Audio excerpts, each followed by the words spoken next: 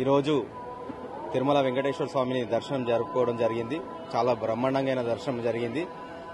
అదేవిధంగా మొన్న ఎలక్షన్లో మే 13 తారీఖు జరిగిన ఎలక్షన్లో మెదక్ ఎంపీగా పోటీ చేసినాం కాంగ్రెస్ పార్టీ అభ్యర్థిగా.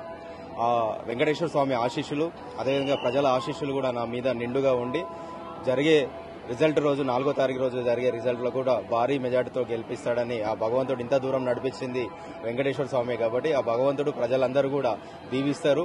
రేపు ప్రజలందరినీ కూడా భగవంతుడు ఏడుకొండలవాడు ఈ ప్రపంచాన్ని మా తెలంగాణ ప్రజల్ని అందరినీ కూడా సుఖ సంతోషాలతో చూడాలని మనస్ఫూర్తిగా కోరుకున్నానని తెలియజేస్తున్నాను.